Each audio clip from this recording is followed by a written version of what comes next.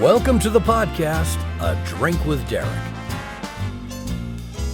Follow comedian Derek Richards on Facebook, Twitter, and Instagram, and don't forget to subscribe to his YouTube channel and watch all episodes of the podcast. Now grab a drink and join your host, Derek Richards. For those that aren't here, we're in Florida. We're literally Hurricane Matthew is hitting right now. We're shooting this special.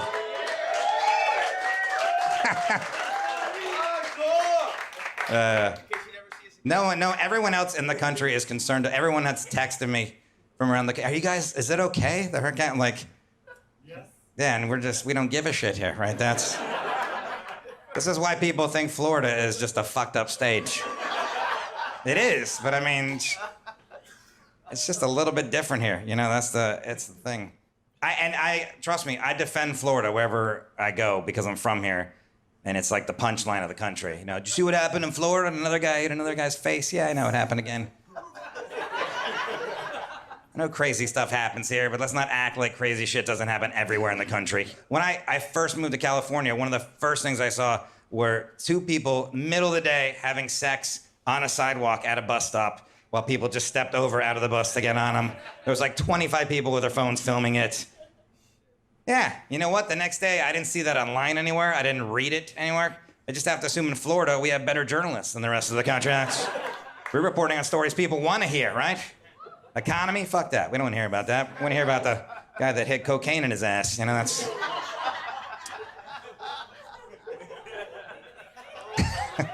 I know crazy shit happens there, but I just feel like I have to defend it.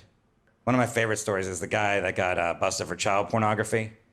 And then he said, oh, I didn't do that. What happens is when I'm away from home, my cat walks on my keyboard. I came home and there was... Sounds crazy, I know, but I used to have a parrot that had an online gambling problem, so I feel like that bird lost me a lot of money right there. Hey, it's Derek Richards. It's A Drink with Derek. Having a beer today, actually, with a good friend of mine, comedian, writer, Forrest Shaw, who's been seen on Conan O'Brien. He's worked with Jim Jeffries.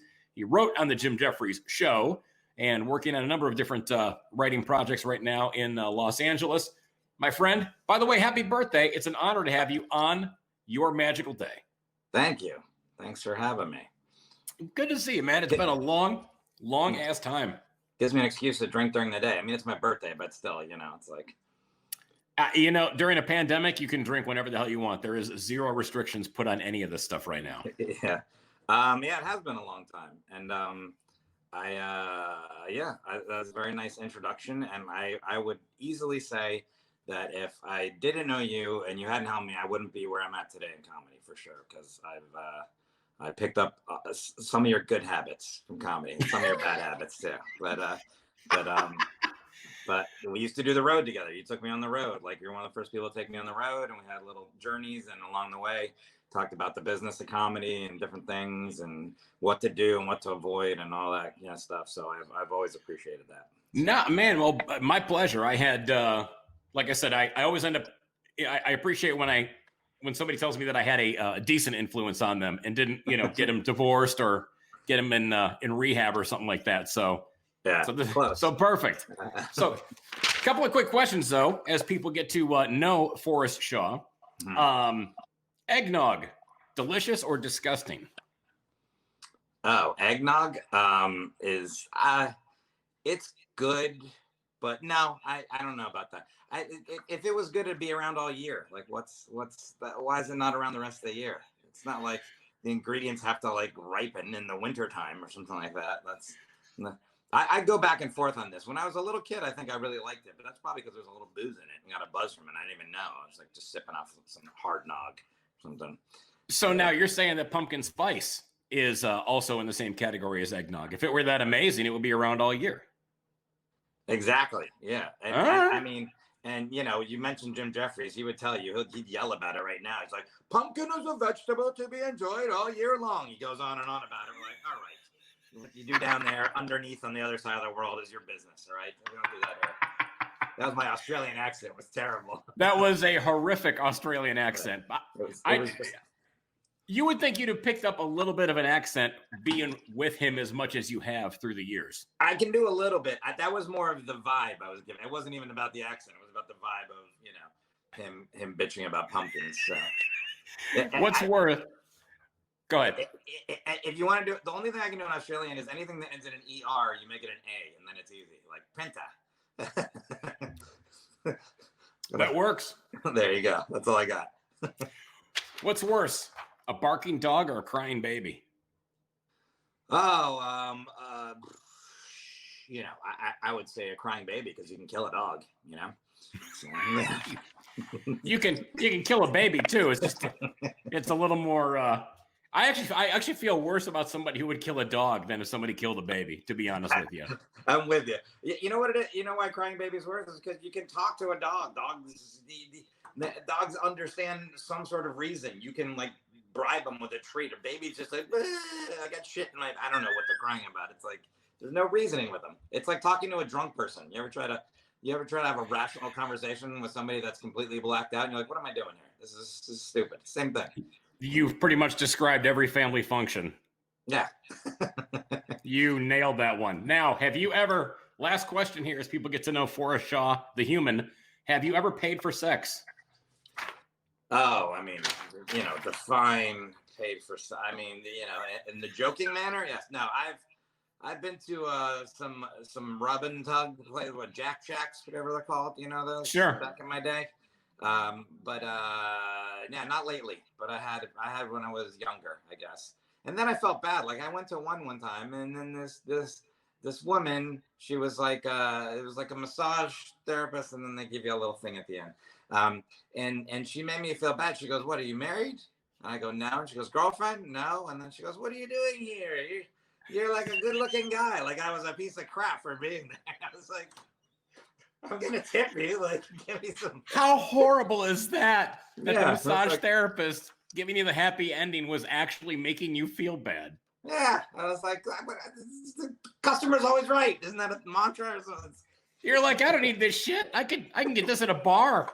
I didn't have some lady from Thailand here on an illegal visa giving me shit. I don't need this aggravation. I think she was here legally. Her English was very good. It sounds like. You have well, you're from South Florida originally. You grew up in the Keys, didn't you? No, I spent a lot of time in the Keys. My mom lived there for the large portion of the end of her life, the last couple decades that she was down there, pretty much for that long. Right. So I spent a lot of time there. I grew up in South Miami, city of South Miami is an area down there, and then I lived in various areas in Miami before I went to school in New York, went back there, and then moved out here. So that's all I've, as far as living.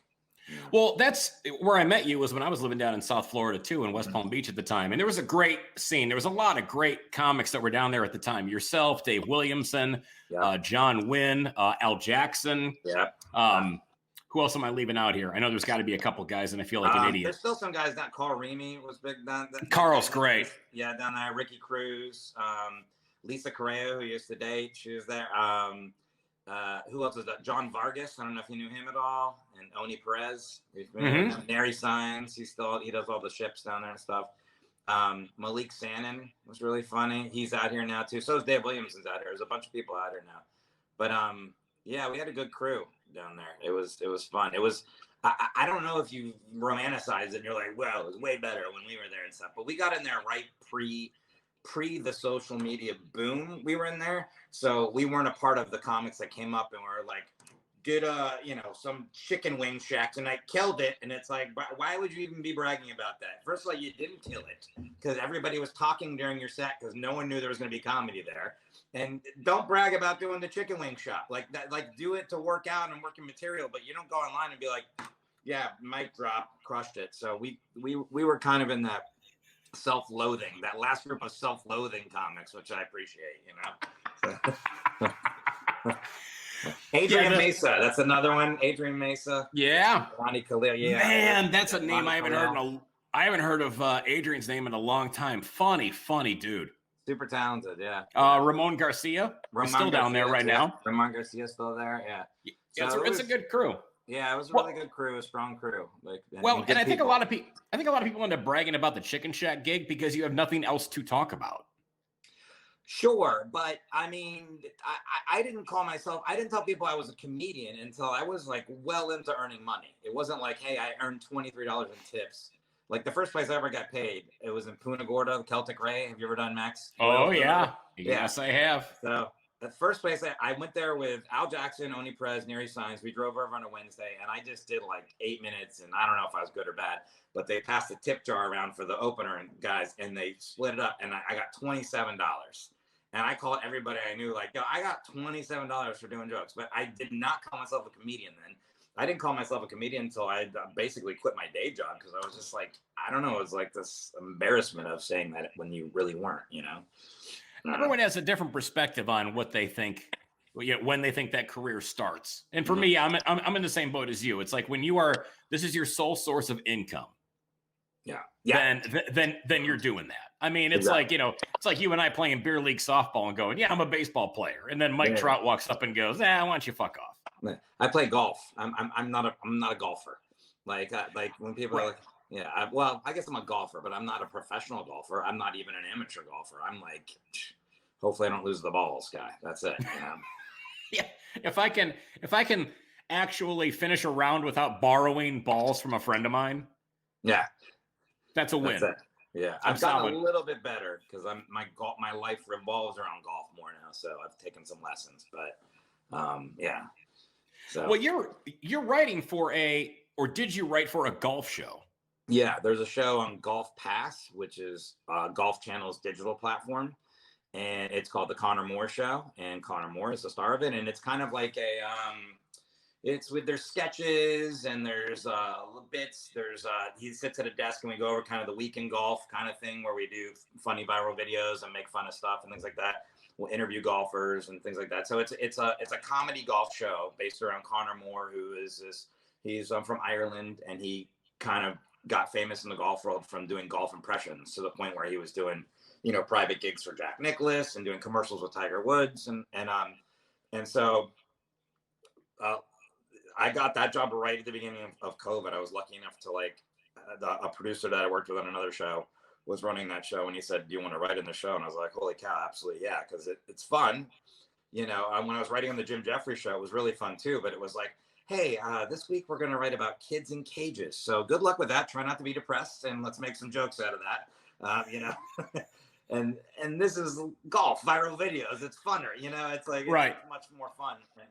And so I wrote on that we did 19 episodes. We just wrapped up after the Masters, and we're coming back next year. And it was great fun. And, but now I'm like in this golf world, and I play golf with people that are good at golf. So I had to take some lessons so I didn't look like a jackass out there, So I'm not great, but I can move the game along. I hit it straight. I'm like, we're good to go. I can putt it. Well, like anything, you elevate your game when you're playing around people that are better than you. I mean, if you're hanging out with a bunch of your friends that are complete shitheads on the golf course, your game's not going to get any better. All of a sudden, you're out with guys that are hitting the green in regulation, putting for birdie. You're like, okay, it's just a psychological thing where you're like, I can not just embarrass myself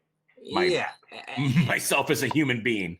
And if you play golf, there's, you tee off, and then there's always that moment where like, all right, whose balls is the shortest? And like, you want to be within 50, 60 yards. You don't want to be that guy. I went 20 yards off the tee. So I'm almost to the women's tee. That's good. So let's go from there. And then you don't want to be that guy. You want to have the pace of play is important too. Yes. So. Yeah, I've always said that. I play bad fast. Yeah, that's key. If you play fast, doesn't matter how bad you are. As long as you have the pace and the key, you can play with anyone. As long as, and know when to I've gotten better now, but there might be some holes where I'm just like, I went in the water twice. That's not, I just pick up the ball. I'm like, you know what, guys, max me out on this hole. We're going to move it along. You don't need to wait for me, So, because some of the guys I play with are like 4 or 5 handicaps, and you're just like, holy cow. Like, yeah. That's just showing off.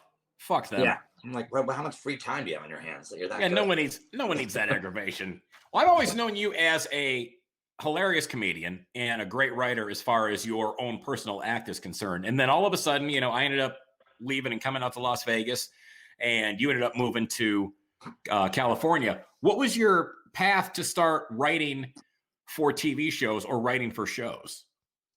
Yeah, so I had met, a lot of my credits that you listed off are tied to Jim Jeffries, which I'm not ashamed to make because I've got to travel the world opening for him, which is amazing. I've been to all these countries that, let alone thought I'd never go to, let alone perform in.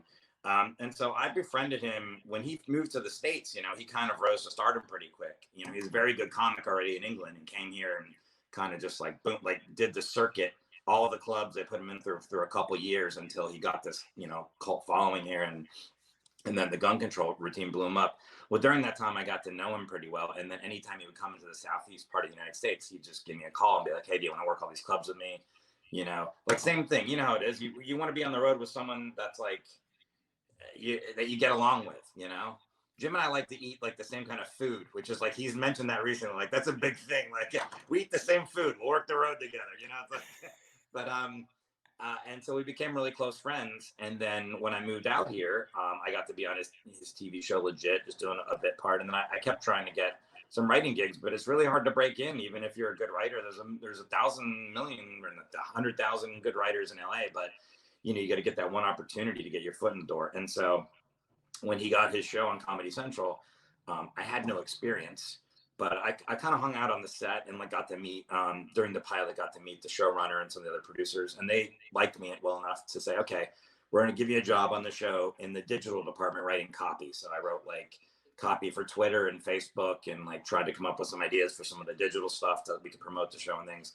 And I did that for the whole first season, but I'd also was allowed to sit in the writer's room and kind of see how that works and kind of just be a fly on the wall. And occasionally I get to throw a joke. If no one said anything, I'd throw a joke out and once in a while I'd get in the script. And so that was pretty cool. And then, the people at Comedy Central liked me and the people on the show liked me. And so they said the second season, hey, we like what you've been doing as far as you're writing already on the show. We're going to give you a chance in the writer's room. And I was always told I felt like I did well in there, but the feedback was always good from there too. And that's how I got the job on the golf show. I was a producer on that show. So, it's like anything, you got to get that door cracked open from you. And that's what Jim was able to do for me. But, after that, I was able to, I guess, show people and get along with people. I think that's a big thing.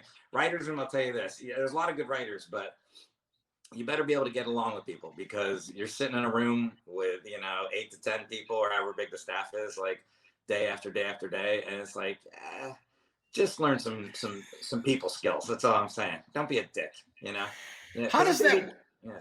Well, I was gonna. Well, how does that work in terms of? I was going to ask. You're in the room with 8 to 10 people. There's obviously a head writer. Now, did they come in there with a layout of these are the topics that we're trying to write for, and everybody go, or do they send this out to you ahead of time and then you come in with your ideas at that juncture? It was a lot. It varied because each show we'd have a field piece too, which was done on location, and Jim would shoot those as he was traveling around the world doing his stand-up too. So a lot of times I'd be on the road with the crew from the TV show shooting those field pieces too, so I'd see those.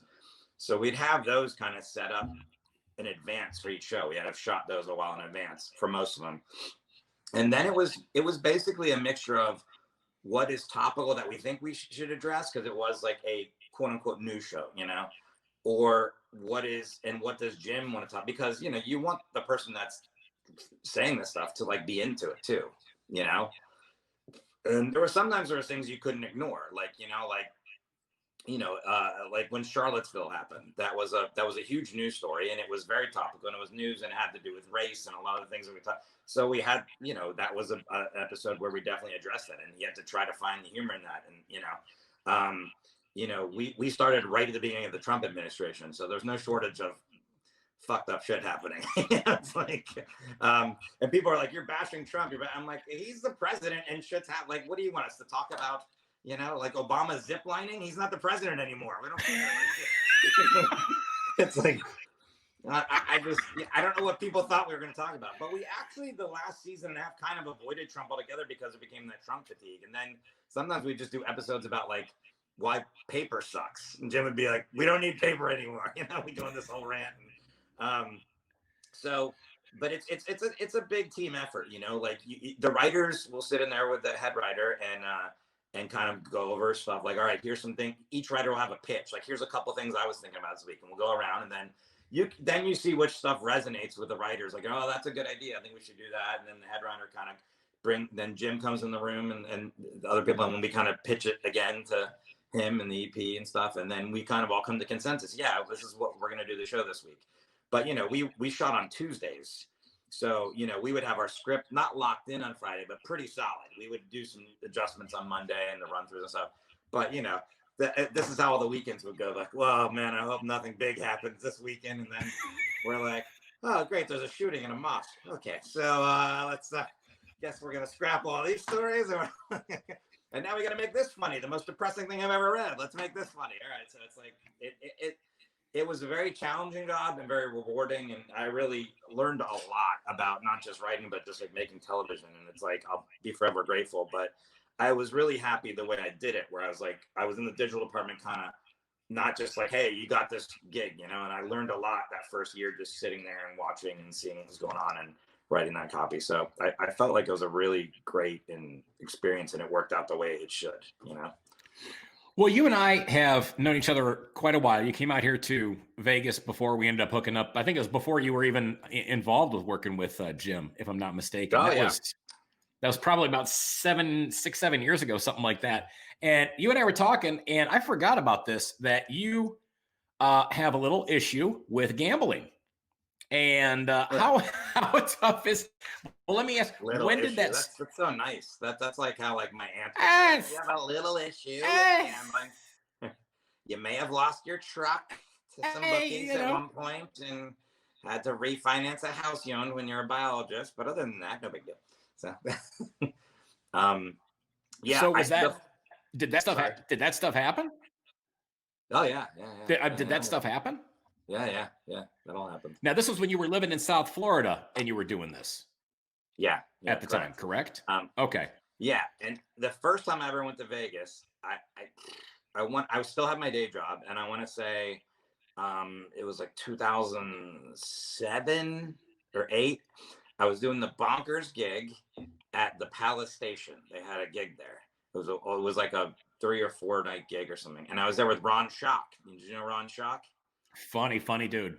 Yeah, and a legend. Big gambler, big poker player too. Yeah, exactly. So, but a legend in the comedy world. If you don't know Ron Schock, you should check him out. He passed away not too long ago, unfortunately, but he was a very funny guy. And, ran in that group they called the Outlaws with Hicks and all those people, and so anyways, I was like, cool, I'm working with Ron Schock, because you never know what you're gonna get when you're on the road, who you're gonna end up getting patched up with. And so we had to do a radio gig somewhere in Vegas to promote the show, and it's me and him.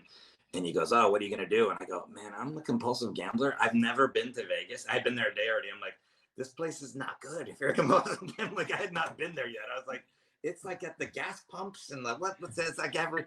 And he was a big poker player, and gambler. But then he told me, he goes, well, here's some things you should do that you could do. And hiking, first of all, Red Rocks, Valley of Fire, which is even if you're a big gambler, take some time to go to Valley of Fire. It's a 45-minute ride or so outside. I go out there all the time. I love it. Both of those places. Mount Charleston's another one. It's gorgeous. Yeah, never been there, but there's great natural. The Hoover Dam, there's no gambling. You can go check that out. The Pinball Hall of Fame, that's another place that I like to go to play pinball for that. So there's stuff to do there, but it was really knuckle, grip. I was like, I'd never been around that much gambling. And here's something I did the first time I was there. I went to a GA meeting, a Gamblers Anonymous meeting in Vegas. Wow, there's no better stories in Vegas than at a GA meeting. Trust me. It's like, you can have your prostitutes and drinking stories. They don't have anything on it. Yeah. So what was the worst thing that happened to you? What's your worst gambling story? Oh man, there's so many, but I owed a guy a lot of money, and this was probably the scariest thing ever. I owed a guy a lot of money, and I'm assuming this is a bookie. Yeah, he's a bookie, and he was a drug dealer and some other things, and so he kept threatening to come to my house, but I had people staying in my house, and I didn't want them to know what was going on. And I was like, so I had to basically lie to him and convince him that I was going to come up with this ungodly amount of money, because sometimes I was working as a biologist and I was maybe earning, $38,000 a year, but sometimes I would be in debt $20,000, like maybe $25,000, like more than almost some salary my year. And then I'd have to find some money to try and win some bets to get that. But you keep getting into holes, then you might get yourself out of a hole, but then you're going to do it again. And eventually you lose a truck, you refinance your house into the ground, that kind of shit. So, so I had to go to this guy's house, and I remember telling my friend, I called my one friend that would like be this kind of commando guy. And I said, here's the address I'm going to. If you don't hear from me in an hour.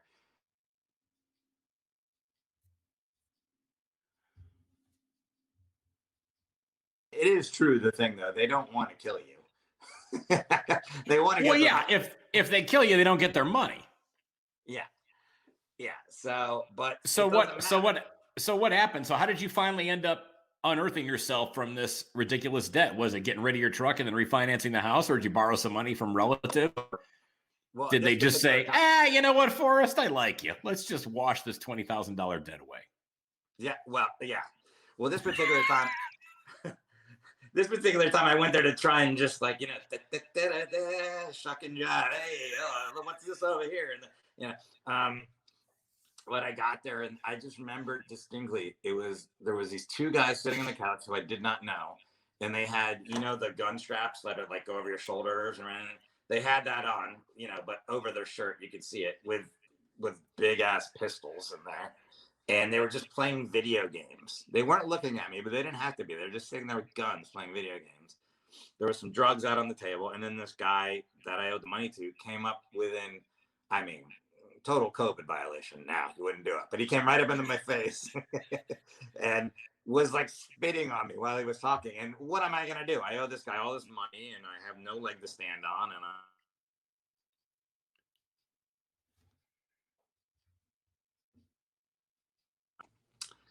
you there? Yeah, got it. Sorry, there was a call going on.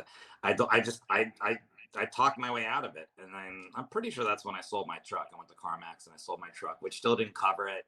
And then I had to place some bets on some really dangerous bets, a la like what's the Adam Sandler movie that just came out? The Uncut Gems. I don't know if you've seen that movie, but no. He did an excellent portrayal, in my opinion, of a compulsive gambler. Because to me, I was watching it, and I'm like, wow, either he has a gambling problem or he knows somebody that does. Because he was in it. He was in the cut as far as like the behaviors and the things that he would do and stuff. And so, you know, I ended up getting him the money and whatever, you know, he ended up going to prison, that guy, like maybe a year later. And I was like, God damn, bad timing. Could have gotten the money. If you could have just worked out a payment plan. Yeah, I would have owed the money to somebody else. You know, I would have just, it doesn't matter. I would have found another way to deal with somebody else and owed the money. And it's, you know, there's a saying in Gamblers Anonymous, you either end up crazy in jail or dead, one of the three, if you keep gambling. And I was on my way to all three. So, you know. Now, are you still going to meetings and all that stuff now to this day? It's weird now because a lot of these 12-step meetings, you know, they're usually indoors in small spaces and stuff like that. And right now, right, have that in California. So it's you could look it up online. So I'm not giving away anything, even though it's an right. meeting. I'm not going to talk about what happens there. But right now there's a meeting that I go to, and it's in Burbank, and it's in a park. And you're literally just like, you're just on this, you're like, there's people jogging by the sidewalk. You're sitting there and like, anyways, I missed the birth of my firstborn because I had money in the Raiders game, and the people are just jogging by. Like, it's not anonymous anymore. It's gamblers out in the open. Come out in and listen to the stories. But they have to do it. Yeah. Yeah. If there's ever, well, yeah. I mean, if there's ever a time when people need a support group, it's during a pandemic, during a lockdown. So if you know, your Narcotics Anonymous meetings, AA, Gamblers Anonymous, I mean, whatever. I mean, yeah, these people need to get together. This is their life that they're talking about. This isn't. 100%. This is a matter of, you know, and you can, you know, get together and be within, you know, 6, 7, 8 feet apart. But yeah, it's pretty comical that you're now out in a park instead of a church social hall. Yeah, and so when I stopped gambling, the first time was in 2004. I want to say 2003, 2004, and then when I moved to LA, I stopped going to meetings. Because I was like, I don't, you know, you get used to your room and your friends and the people in there and your support system and your sponsors and stuff. And I stopped going to meetings and I gambled again. And that's like a cautionary tale to people. Anyone that's like has any addiction issues, whatever's working for you. I'm not saying you have to go to 12-step meetings, but whatever works for you. If you have your own type of meetings, if you have some other kind of center you go to, you got to stay on top of that because it's like, don't give a fuck. Like it'll just sneak back up on you. Something will happen and boom, you're in it, you know? And so I ended up gambling, going out again, and I had to deal with all the fallout from that because it's like when you're an addict, you don't start again like dipping your toe in the water. You come in like throttle down to the floor, pedal, you know, you're an alcoholic. You're not like, I'm gonna have a sip of wine. You're like, give me that bottle. We're back, you know. So when I started gambling again, I put myself in like this huge hole again. I fucked up all the trust I had with my family and loved ones and stuff. So I had to get through that again, which was like a thing. So it's something you have to deal with the rest of your life, and you have to stay on top of. For me, at least, it is. Well, I have friends that are, gambling addicts that live out here in Vegas, and they're in the entertainment industry, and they're constantly going to meetings. I mean, there's a ton of meetings for whatever your vice is out here, and there's every vice is like you said, it's at your disposal. If you're you got a gambling problem, you can go to the grocery store without walking by the little video poker machines and slot machines off to the side. Yeah, the biggest meeting I ever went, the largest amount of people for Gamblers Anonymous meeting was in Vegas. Usually it's a lot smaller groups because it's not as like, it's easier to cover up than alcoholism or drug addiction, so those meetings are bigger. I've been to some of those. But I used to do a joke about that. Like I went to a J meeting in Vegas and it's like, hey, you should probably not live in Vegas if you have a gambling problem. It's like, it would be like being an alcoholic and living inside of a whiskey barrel, like it's like, so, yeah. What is the drink that gets you in trouble? Whiskey. I don't anything brown with liquors. I'm racist against liquors. I'll just say that. Like I have to drink white clear liquor.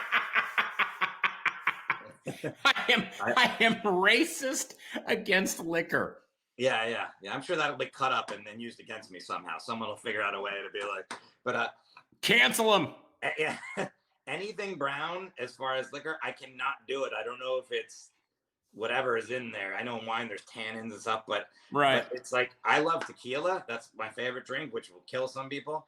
But I always try to go for clear tequila. If it's like a reposado and añejo, that's something that's aged. They do actually age that in whiskey barrels. The old whiskey barrels, they get those from the old whiskey companies and they age them in there. That's why it has that same oaky kind of quality to it. I like the buzz from the tequila, and so I usually go with tequila. If not, I'll go for a vodka or something like that. But for whatever reason, those darker liquors, like the hangover's bad, or I'm just vomiting immediately. Like Jaeger, I don't even know it's terrible. I don't know why there's people enjoy drinking that and like have hats and posters. Like, what do you do? It's not good. And you're literally the guy on the poster is making the face. Yeah, it's terrible. The guy advertising that shitty product is going, it's like, why is that looking appealing to me? Yeah, I've the sickest I've ever been after drinking has always been Jaeger's been involved, because it's always like, you're drunk and you're like, oh, you want a Jaeger bomb? You put it, and you're like, oh yeah, that's good. Jaeger and beer after it's a nightmare. Any of those flavored liqueurs, anything like that, I go clear. Well, people should know you wanted to have you wanted to have an agave farm, didn't you? Yeah. What? Did I tell you this? Did you remember this? Because I just remembered this when you said you like tequila. Yeah. You said, I want to have property in Mexico and I want to grow cactus and I want to make tequila. I do. Yeah. It's technically a cactus, just so you know. But I read a book. Like I checked out a book. This is how much I was in tequila. I checked out a book from the library. Who even does that anymore? And it was all about tequila and how tequila is made. It was also had stuff about mezcal and pulque, which is another drink made from agave, which is just fermented for 3 days in a hot shed. I don't even know what that's like. Not good.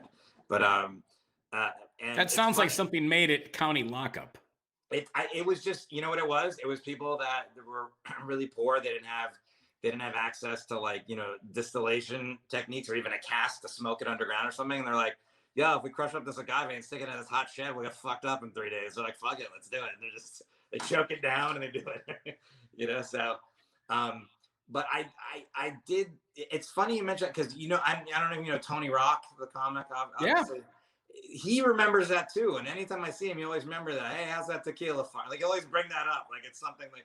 But you know what it was tequila is only made in certain region in Mexico, Jalisco, and there's a lot of pride that Mexicans take in the production of tequila and mezcal because it's such a cultural thing there, and it's also like this thing that still people around the world even like still want from, it's a product that they have other things too, obviously, but so I imagine that if I bought this land and some Agave Farm and I'm sitting there in my rocking chair with a shotgun and my cats around me and stuff, I imagine that they would not take kindly to a gringo like doing that. Now I know George Clooney and what's his name, for the Blues brother, Dan Aykroyd, they all like have like tequila. Maybe not Dan Aykroyd, but George Clooney has a tequila. I don't think he's down there, with the blade shucking off the agave and stuff. I think he shows up there with his nice jawline, takes a couple photos, and gets the fuck out of there. So I just feel like that I would have been like, they wouldn't have taken kindly, like, oh, this gringo's here. Let's take a shit. And let's see George Clooney can pretty much do anything. Yeah, George Clooney. Yes, I mean George Clooney is a good-looking guy. He could open a human trafficking operation, and people would go, it's George. I'd invest in it. Yeah.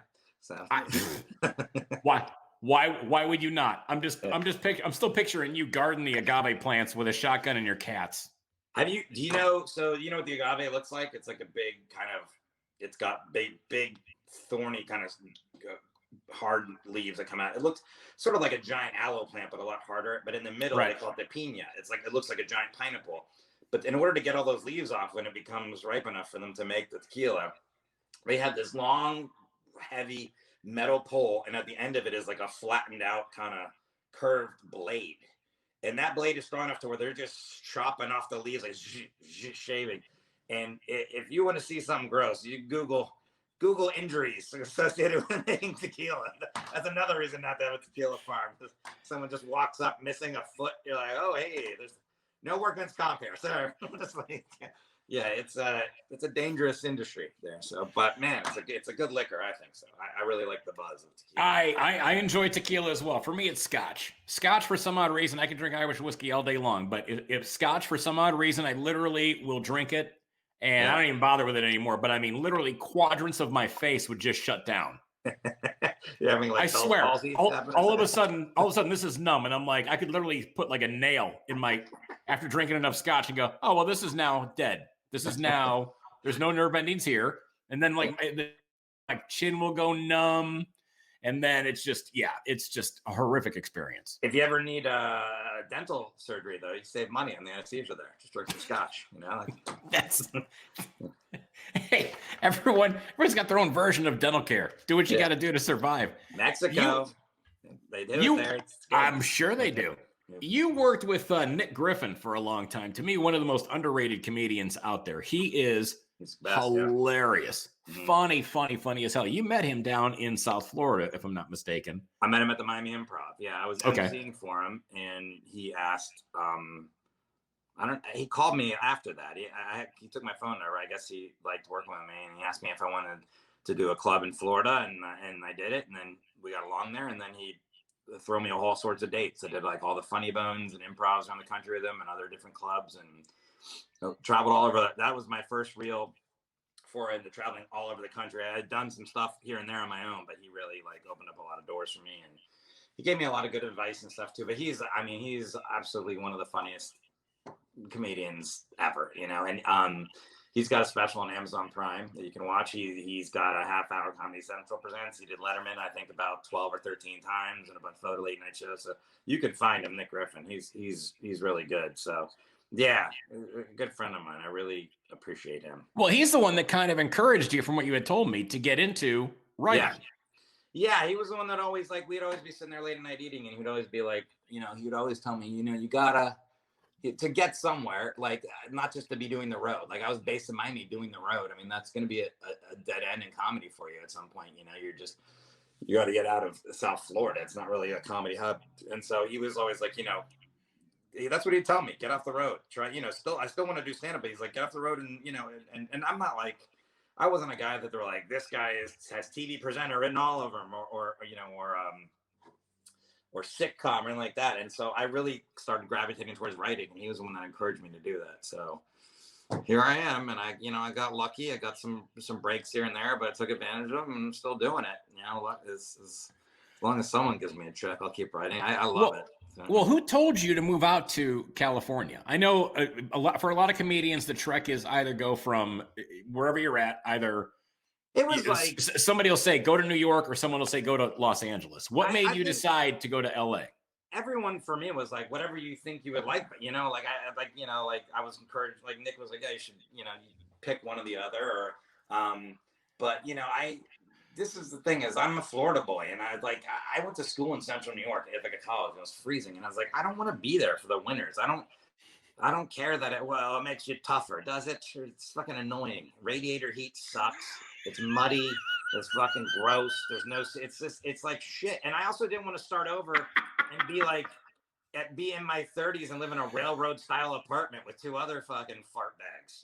I just didn't. So and I had a lot of friends out here. Obviously I was already friends with Jim, and he was out here. And he obviously he was able to help me do some stuff. I'm friends with Bill Burr too, and he helped open a couple doors here for me too when I got here, as far as clubs and things like that. So that was a big factor. But then a lot of my friends I started with, Dave Williamson had already moved out here. Al Jackson was out here, and then Orlando Leyba, who came up a little bit after me as far as the comedy scene, but I ended up living with him. I lived with him for 6 years and stuff. And John Wynn moved out here and stuff. So like I had enough core of group of people out here that I was like, oh, my friends are here too, along with a lot of the comics I'd met and stuff along the way. So, and the weather here is dope. It's like I love when people try to shit on California. Like, nah, it's like, shut up. Let me tell you, I've been unpacking these boxes of my mom's stuff because I'm still going through them after a year and a half. And she loved clouds, and she had this like poster of different types of clouds, cumulus nimbus, all that stuff, because she would like look at them. I can identify these clouds. I just stuck it up on my refrigerator, and then I walked outside. I'm like, oh yeah, there's no clouds here. That's right. Yeah. So it's either blue skies or overcast. It's awesome. So yeah, the weather here is awesome. I like the lifestyle here. I like being able to be outside and a few earthquakes. Who cares? Yeah. Every rose has its thorn. I mean, I live out here in Vegas. I mean, I love it here. I mean, the weather's gorgeous. I mean, I have friends back in Michigan, in Detroit, where I'm from, that are bitching about, they had 3 inches of snow and they're expecting to get some more. And I'm like, oh, that's nice. I walk out back and take a picture and send it to them. And I'm like, don't mind me just having coffee on the patio. And then there's a string of profanities that come back in the text thread. I'm like, okay, I'll leave you alone now. Nah, here's another thing I don't miss. I have friends back in Florida still, and I wish them nothing but the best, and I hope nothing bad happens to them. But I don't give a fuck about hurricanes anymore. I'll tell you that much. Hurricanes suck. Hurricanes, everyone's like, earthquakes. This is what happens with an earthquake. You're like, oh shit, it's an earthquake. Oh, well, I hope this isn't a big one. It isn't. All right, good. Let's move on with our life. And a hurricane is like a week and a half of stressing out. This is what people don't even realize. You got to move all your shit from outside into your house. Even if you live in an apartment, you don't realize how much shit's on your balcony that could become a projectile. So you got to move it all in. Now there's like the animals live in your house that were living in a plant or something. And then you got to like get all your supplies together. You got to sit there. And this is what you're doing in a hurricane. You're just hoping that somebody else gets fucked up. That's all you're hoping in a hurricane. You're looking at it's true. And you're like, where don't I know anybody? Cocoa Beach. Yeah, go up there. I don't give a shit about anyone in Cocoa Beach. Go up there. It's like, I don't know. My buddy lives in Jacksonville. Don't go there. It's like, yeah, it's a horrible exercise.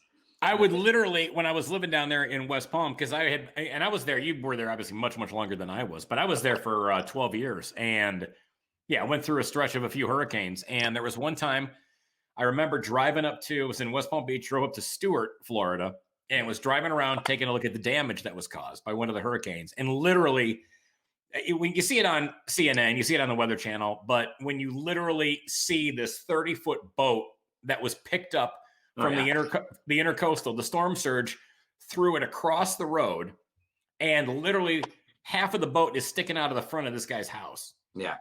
And you're driving by going, oh, this is going to be some paperwork. Where are you now, Jake from State Farm? Yeah, love those insurance people. They'll be quick to show up then. Trust me. They make all. No, I would literally. Yeah. There were so many awful Florida gigs. like you were talking about, hey, hit Cocoa Beach, whatever. I would literally watch the news and go, oh, that's going to roll right over that shitty bar gig that I did one time. Good. Fuck those people. Yeah, they still haven't paid me. I guess they're not going to pay me ever now. Yeah. After Hurricane Andrew, which was destruction like I've never seen. That was a tree came to the roof of our house and stuff like right. that. I got some chainsaws, and me and my buddies would go and clear off people's trees and stuff for really cheap, And I also got a pump that I rented, and I pump out swimming pools because swimming pools were disgusting and filled with dead animals and different things. And one of the swimming pools I pumped out, there was a street sign in it. I was on Southwest. This is in the South area.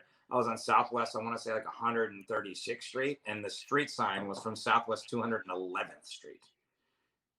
It was still attached to a pole, and it had like somehow rolled. That's probably about like 4 miles that it traveled down the street or the highway, and then ended up there somehow. Because there's many tornadoes, probably got picked up and shot out like a couple miles, and crazy.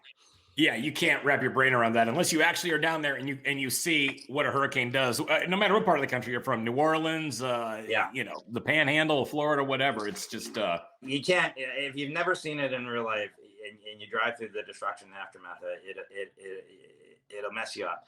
And it's like Irma was the last bad one, and that was about 2 years before my mom passed away, and her house was almost pretty much destroyed because she lived in the Keys. It went right.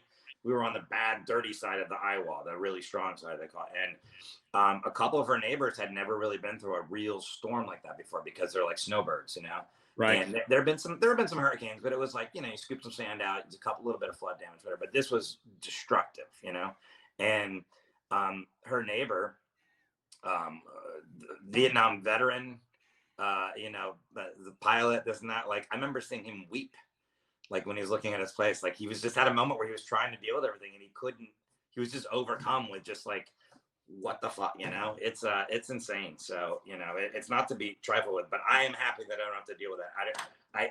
I have friends and they're still, and I hope nothing happens, but there was one recently and they're like, we're getting a hurricane. I was like, oh shit. I felt good. I was like, oh, I didn't have to look at that, I know it's a lot more, it's there's a certain level of calm that comes over you when you're watching the Weather Channel in the desert here in Las Vegas or in sunny Southern California going, oh, that's gotta suck.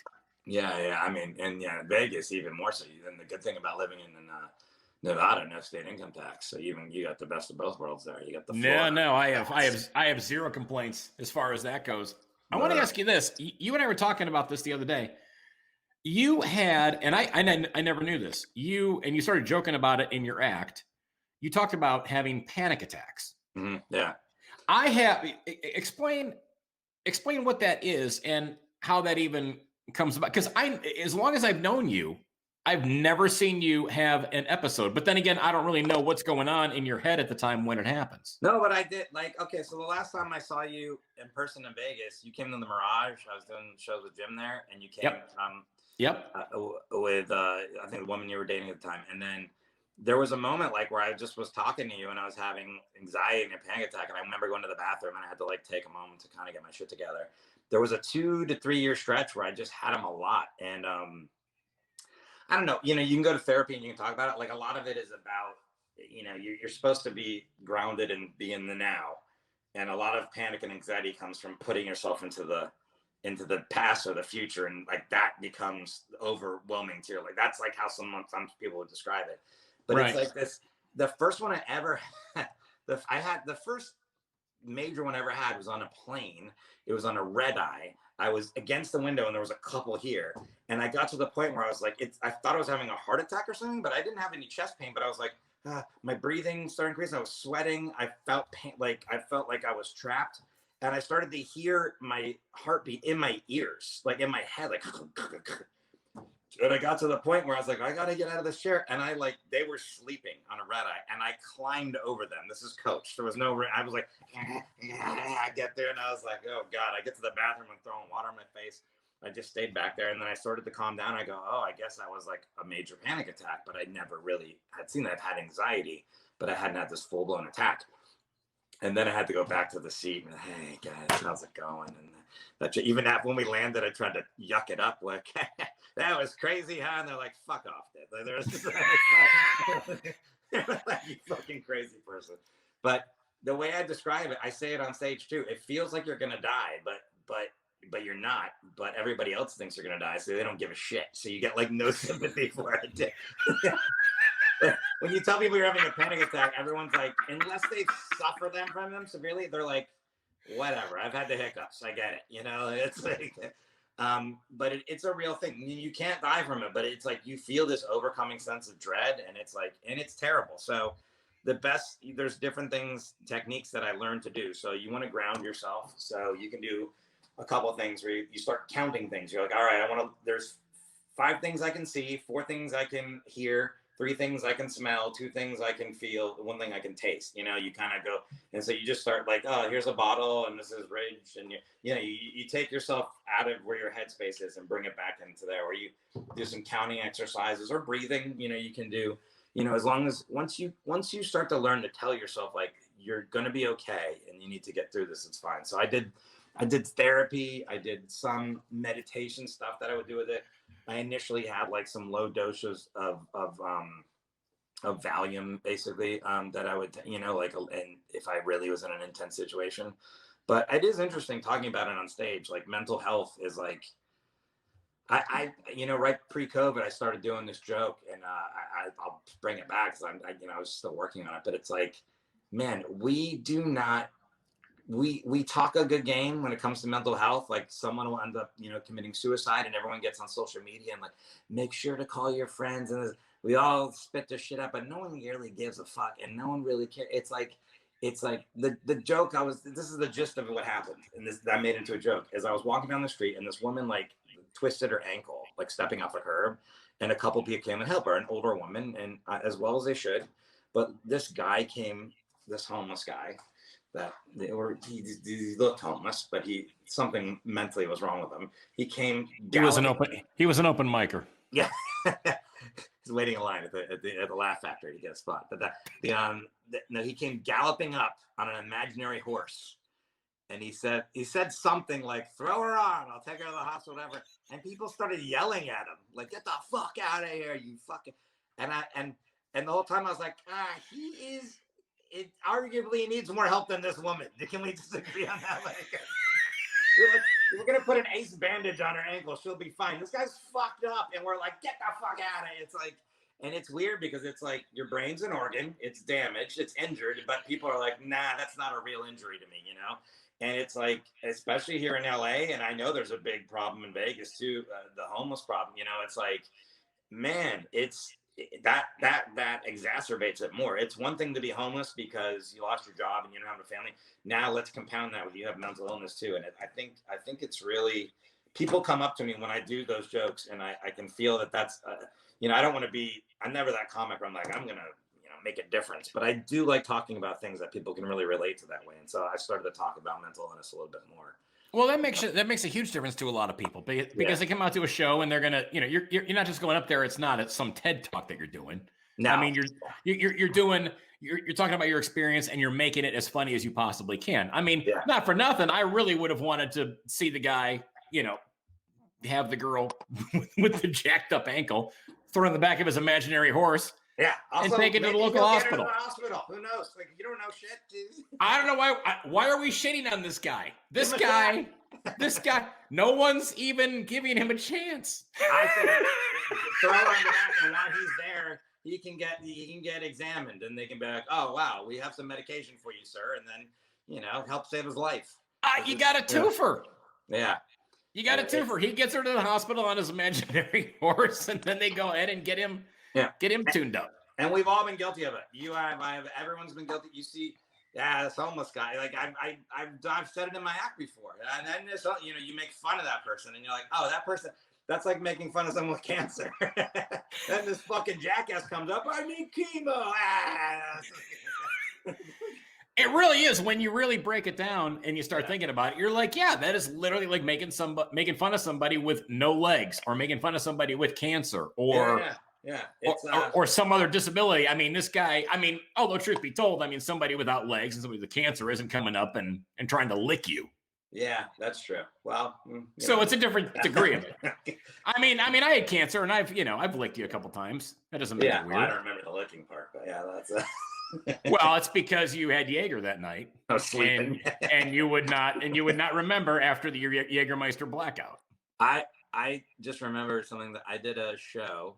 Do you remember David Stebbins? He's a comic in South Florida. Yep. And really funny guy, man. He does a lot of addiction comedy because he had a really bad problem with addiction. He does a lot of really funny stories. Really brilliant guy. And he hooked me up. He goes, "Hey, you want to do a gig at this it's like a 12-step kind of conference thing?" And he goes, "There's gonna be a lot of gamblers there, and so we should have you on there too, and you can talk about it." All right. So I go there. It's at FAU or a campus up there somewhere, and it's in this big gym. One side note though is, Dion, the famous musician Dion, that he wrote the I'm the Wanderer and a bunch of other The Wanderer, songs. yeah. He's in the Music Hall of Fame. He's written a bunch of other songs, and so I did not know this was Dion, but he introduced me to Dion, who was playing songs there as well. And he was going to bring me on stage because Dion was playing songs and bringing up comics in between. Did not know it was him. I just thought it was some hippie with a guitar. And then David goes, "Well, this is Forrest. He's going to be doing jokes." And he goes, "Well, you don't look very funny, just trying to be the old guy kneeling." And I go, "Well, you don't look you're very..." This is what I said to Dion. I go, "You don't look like you're very good at whatever the hell you do." You're Rock and Roll Hall of Fame, Dion did. I just told this guy he's a piece of shit. I was like, yeah, good move. But the best part of that gig to me was I'm performing for all these people that were in this 90-day program. And they couldn't leave. They were there. The bus had bust them in. They were a captive audience. Great.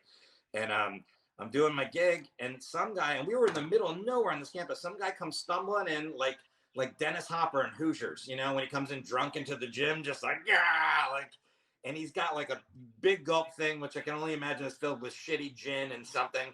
And he's just drinking. He is hammered. He just comes in like, "Have you ever heard the one about the chicken and the priest?" He just comes in yelling. And I'm talking to him, and they grab him, the security, and escort him out. And the whole time I'm like, he's in the right place. Let him stay. This is the 12-step conference. It's like, let him stay here. But man, I always think about that guy. I'm like, why didn't we help him? He found it. It's in a field. He found the gathering, and you guys went, "You know what? Get the fuck out of here." Yeah. Dude, so good to catch up with you. Your website, forestshaw.net. Yeah. It's again, people should come out and see you whenever they get the opportunity. I mean, you are funny as hell. Jim Jeffries will be back on the road, I'm sure, after all this COVID stuff We're finally doing a gets couple shows in Phoenix in December under control. If oh, they good. Get canceled, 17th to the 19th at Stand Up Live in Phoenix. And they'll Excellent. be the first live shows we've done in a while. And then eventually I'll be doing my own stuff again too, as that kind of goes along. But yeah, look me up on whatever social media, Forrest with 2 R's, Shaw. I appreciate you having me. It was good to catch up with you too. Dude, great to see you, man. It's been way too long. I wish you nothing but success. You're funny as hell, and stay away from the brown liquors and guys that are trying to take you to the hospital on a fake horse. Yeah, we'll help those guys out. But yeah. Thanks for listening to A Drink with Derek. Find out when Derek is appearing near you by checking out DerekRichards.com. See you next time for A Drink with Derek.